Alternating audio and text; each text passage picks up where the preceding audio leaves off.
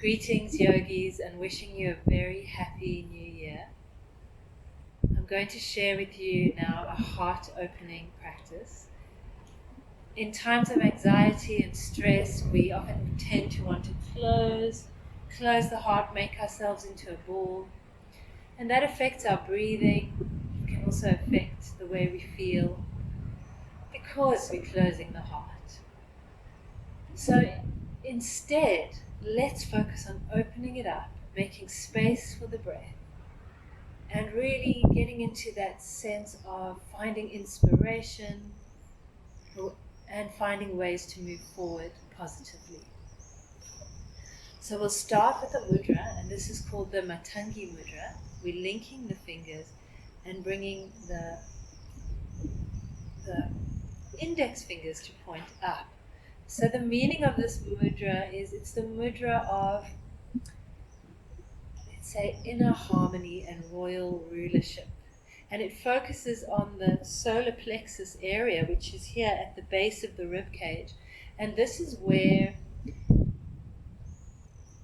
it's an energy center, and it's one of the chakras that's concerned with will and making things happen in the world. But it's also an area linked to many of the abdominal organs energetically.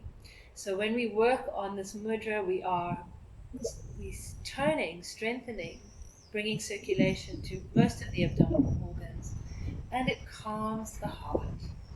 So let's take a few breaths here. And as you breathe, feel that there's a lot of space across the chest, space in the ribs, softness and freedom in the shoulders. And you're able to breathe three-dimensionally.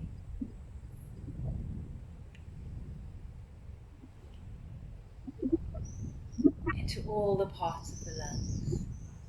And now you can let your hands come to rest on the thighs. Take your arms out to the sides and touch your shoulders with your fingertips. And we're going to circle the arms.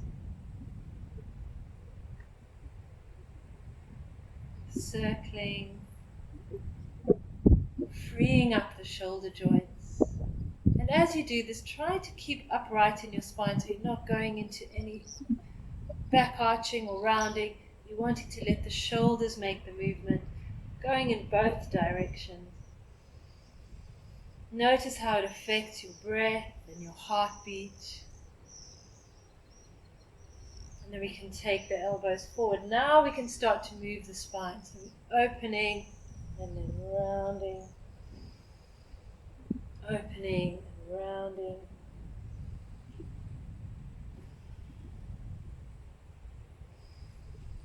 Inhaling as I'm opening. Exhaling as I'm rounding. And then release the hands to your legs. And we'll come to move the spine, an undulating movement. So we gently arching and then rounding. Arching and rounding. Let the spine make a rippling movement.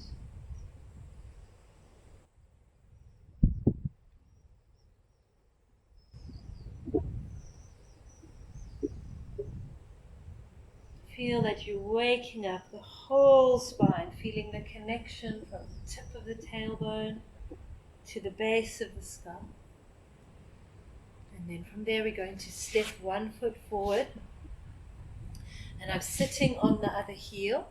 If it's difficult for you to sit onto the heel, put a blanket between your sitting bone and your heel. And now I'm going to point my fingers back, and I'm slowly coming up, opening the chest. I'm initiating the movement with the legs, so the knee moves forward, my foot moves forward, coming up, leading me into this heart-opening pose. Ideally, we want to leave the other knee on the ground, but if you find it comes up, that's fine. Just focus on softening at the front of the hip. Let's change legs. And again, I'm sinking into The legs, the feet are active. And it makes it easy for me to follow on by opening into the chest and into the upper body.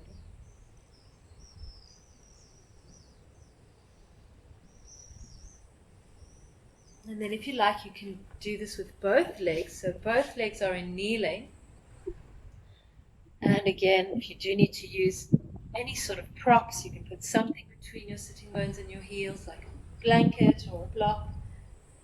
Coming back again, fingers are pointing back, gazing into the setting sun, and I'm dropping my knees, slowly opening the hips, coming up. It can be, you'll find it's a smaller movement now, that's fine. You're just going with, it feels powerful, although it's a small movement. Once more.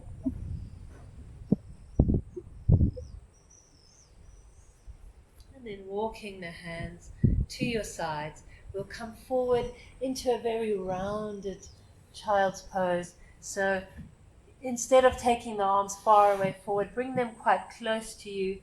Let your body be very rounded, your spine curls into a fetal rounded position, sleeping like a little child. Breathing into the back of the body.